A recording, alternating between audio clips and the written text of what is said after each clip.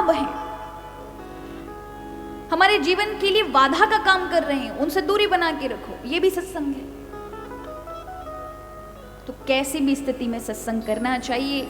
गरुड़ भगवान गए, काकभुसुंडी जी का मात्र दर्शन करने से ही उनके सारे संशय दूर हो गए। तो इस प्रकार से ये 4 घाट हैं इस मानस के। गोस्वामी तुलसीदास जी इसमें कथा का आरंभ करते हुए सबसे पहले हम सभी देखो 7 श्लोक हैं, ज्यादा व्याख्या में तो नहीं जाएंगे, सिर्फ प्रणाम करते हुए निकलेंगे। तो सबसे पहले गणेश जी को प्रणाम किया। वर्णानाम अर्थ संघानाम रसानाम छंदसा मंगलानाम च कर्ता वंदे वाणी विनायक। सबसे पहले गणेश जी का और मां सरस्वती की वंदना की कि हे बुद्धि के देव गजानन, हे वाणी की देवी मां भगवती सरस्वती, मैं आपको इसलिए प्रणाम कर रहा हूँ, आपको नमन कर रहा हूँ, स्मरण कर रहा हूँ इसलिए क्योंकि भगवान की कथा अथाह है, मेरी बुद्धि भ्रमित ना हो जाए। जिन राम जी की लीलाओं को देखकर ब्रह्मा गरुड़ इत्यादि भी भूल में पड़ सकते हैं, इनकी बुद्धि महाराज खराब हो सकती है, तो मैं तो एक सामान्य व्यक्ति हूँ, मेरी द्वारा रचित ये रामचरित मानस लोगों के लिए उपयोगी बन जाए, कल्याणकारी। और बिना प्रभु के आशीर्वाद के ऐसा ग्रंथ लिखा नहीं जा सकता महाराज। भगवान ही स्वयं बैठकर हृदय में चमत्कार करें, तभी किसी के हृदय से ऐसा ग्रंथ बाहर आ सकता है। ये समाधि भाषा वाला ग्रंथ है, इसलिए इसको साधारण कोई किसी की लेखनी पोथी मत समझ लेना। बिना भगवान की कृपा के नहीं आ सकता। जो वेदों उपनिषदों में जिन जिन बातों का मंथन चिंतन करने में बुद्धि इधर से उधर हो जाती है, वो गोस्वामी जी ने छोटी छोटी चौपाइयों में इतनी सरलता से लिख दिया है कि एक सामान्य से सामान्य व्यक्ति भी समझ जाए। तो बुद्धि के देव हैं गजानन, उनको प्रणाम किया। और वाणी की देवी है मां सरस्वती। अब देखो, सबसे कहा जाता है हमारी 10 इंद्रियां हैं, ये 10 इंद्रियों से सारा जीवन चलता है, सारा शरीर चलता है। 10 इंद्रियों में कौन कौन है? 5 ज्ञानेंद्रियां, 5 कर्मेंद्रियां। अब देखो, ये वेदांत की बात हो रही है, बहुत ध्यान से सुनना। संसार का जिससे ज्ञान होता है वो 5 ज्ञानेंद्रिय कौन सी हैं? जिससे आप संसार का ज्ञान देखते हैं, संसार को देखते हैं। पहली ये आंख, जिससे संसार को देखा जाता है। दूसरा कान, तीसरा नाक, सूंघते भी हो ना। चौथा स्पर्श, त्वचा, ठंडा गरम लगता है, गर्मी पड़ जाए तो हाय हाय करोगे, ठंड पड़ जाए तो हाय हाय करते हो, ये स्पर्श। और 5वां रसना, जिससे आप बोलते हो। ठीक है, ये 5 ज्ञानेंद्रियां हैं। और सबसे बड़ी बात महाराज, पांचों की पांचों यहां मुंह पे ही लगी हुई है। 2 आंख, कान, नासिका, मुख और त्वचा, पांचों की पांचों ज्ञानेंद्रियां मुख मंडल पर। और 5 हैं कर्मेंद्रिय, जिनसे कर्म करते हैं, इनसे संसार को जानेंगे। इनमें से एक भी इंद्रिय कम हुई, संसार आपके लिए अधूरा हो जाएगा। अगर आंख खराब हो गई तो नहीं दिखेगा संसार, कान खराब हुए तो कनेक्शन कट गया, नासिका खराब हुई तो महाराज विकृति आ जाएगी, वाणी चली गई तो संसार से संपर्क नहीं कर पाओगे। उसी प्रकार 5 कर्मेंद्रियां हैं, हाथ, पैर और दांत भी है महाराज। ये जो खाते हो ना, जीभ एक ही काम नहीं करती, खाने का भी काम करती है और बोलने का भी काम करती है। और 2 उपार्ज्य इंद्रिय, जिससे आप मलमूत्र का त्याग करते हैं, ये 5 कर्मेंद्रियां हैं। तो इस प्रकार ये 10 इंद्रियां हैं, जिसको हम शरीर कहते हैं। तो जरा विचार करें, इनमें सबसे भयानक इंद्रिय जिसको कहा है, जरा विचार करो, वो इंद्रिय कौन सी होगी? वाणी। किसको कहा है? वाणी को कहा है। महाराज ये इसको वश में कर लिया ना, सब इंद्रियां वश में हो जाएंगी, मन भी वश में हो जाएगा। क्योंकि ये इंद्री बड़ी तेज है। जब खाने लग जाए तो इतना खाती है कि ये तो खा के एकदम फ्री, लेकिन दुखेगा पेट। अब तकलीफ किसको आएगी? ये बोल जाए, ये तो चुप हो जाएगी, लेकिन मार पड़ेगी पूरे शरीर को, कष्ट मिलेगा पूरे शरीर को।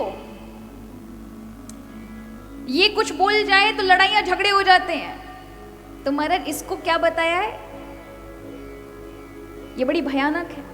इसलिए कहा जिसने इसको वश में कर लिया, मतलब कम बोलना चालू कर दिया, आपका गृहस्थ जीवन बहुत अच्छे से चल जाएगा महाराज। क्योंकि आप देखिए सबसे ज्यादा वाणी का दोष आ जाता है, इसलिए संबंध खराब हो जाते हैं। कई बार आप देखिए सास बहू से झगड़ रही है, वो गलत बोल रही है वाणी का, बहू सास से झगड़ रही है, वो वाणी का दोष आप देखेंगे। वाणी नियंत्रण में नहीं रहेगी, अनाप शनाप अपने से बड़ों को बोलेंगे या फिर बड़े अपने से छोटों का अपमान करेंगे, तो वाणी का दोष। ये नियंत्रण में नहीं रही तो अच्छे घर खराब हो जाते हैं, चाहे कितना भी प्रेम हो। तो कहा मेरी वाणी खराब ना हो, मेरी वाणी में मां भगवती आप बैठिए। फिर दूसरी वंदना की भगवान शिव पार्वती की। भवानी शंकरो वंदे श्रद्धा विश्वास रूपिणो, याभ्यां विना न पश्यन्ति सिद्ध स्वांत स्थमीश्वरः। भवानी शंकर की वंदना की। भवानी माँ श्रद्धा है, शंकर विश्वास है। श्रद्धा विश्वास अगर नहीं रहा तो कथा आपके जीवन में कल्याणकारी नहीं सिद्ध हो सकती। कल मैंने बताया श्रद्धा माने भरोसा। जिस कार्य के प्रति अगर आपका विश्वास नहीं है, भरोसा नहीं है, आप चाहे कितनी मेहनत कर लीजिए, आप सफल नहीं हो सकते। अगर आप इस कथा में भी बैठे हैं और विश्वास नहीं है कि हमारे जीवन को ये बदल देगी या नहीं देगी, राम कथा हमारे जीवन को परिवर्तन करेगी, ये 9 दिन की राम कथा हमारे जीवन में भगवान राम को स्थित कर देगी, उनके गुणों को स्थित कर देगी, आपको कुछ करने की जरूरत नहीं है, सिर्फ मनन करके बैठ जाइए, सिर्फ सुनिए, अपने आप बदल कर रख देती है। अभी तो आज दूसरा दिन है। धीरे धीरे जैसे जैसे आप राम कथा में बढ़ेंगे, वैसे वैसे आप स्वतः ही अनुभव करेंगे। तो ये कथा क्या है? एक तरह से महाराज अगर आप विश्वास के साथ बैठ गए तो विश्वास ही आपके जीवन को बदल देगा। भगवान कहाँ है? विश्वास में है। यहाँ माँ भगवती का सुंदर प्रांगण है। आपने बहुत भव्यता से माँ भगवती का सुंदर मंदिर बनवाया है, बहुत सुंदर है। यहाँ की आध्यात्मिक ऊर्जा भी हृदय को छूती है। माँ भगवती का साक्षात धाम है। लेकिन अगर विश्वास नहीं रखा कि मां भगवती साक्षात बैठी है, तो आपके लिए मात्र पत्थर की मूर्ति रह जाएगी, मात्र पत्थर की। लेकिन विश्वास ही है कि उस भगवती को वहां जागृत कर देगा कि साक्षात जगत जननी यहां विराजमान है, तो आपकी की हुई सारी प्रार्थनाएं फलीभूत हो जाएंगी, फल देना चालू कर देंगी। एक जगह मुझे किसी ने, पत्रकार ने पूछा कि किसी महान संत का ये कोट है कि भगवान नहीं है इसका सबूत है कि मंदिर के दरवाजे पर भिखारी बैठे हैं, वो गरीब हैं और अंदर में बैठे हुआ भगवान कैसे भगवान हो सकता है? तो मैंने कहा देखो, बात इतनी सी, जिन्होंने भी कहा है उन्होंने शायद चिंतन नहीं किया। विश्वास की बात है। बाहर से आ रहा कोई व्यक्ति जब अंदर मांगने जाता है तो उसको पक्का विश्वास होता है कि भगवान ही देने वाला है। मेरे जीवन के मैं कर्म करूंगा उसका फल प्रभु ही सही तरह से देंगे, क्योंकि ये पक्का नहीं है कि आप जो भी काम करेंगे उसका 100% आपको लाभ मिलना ही मिलना है। कई बार हानि मिलती है। आप व्यापार खोल लीजिए, आप लाभ की सोचेंगे, वहां आपको हानि मिल जाएगी। अगर ये पहले से पता हो कि मुझे हानि मिलने वाली है, कौन व्यापार करेगा, कौन नया काम करेगा? लेकिन कोई पक्का विश्वास तो पक्का थोड़ी ना होता है कि आपको उसी कार्य में उन्नति मिलेगी। कितने बच्चे तैयारी कर रहे होते हैं, बहुत मेहनत कर रहे होते हैं, पर क्या सब निकल जाएंगे? नहीं।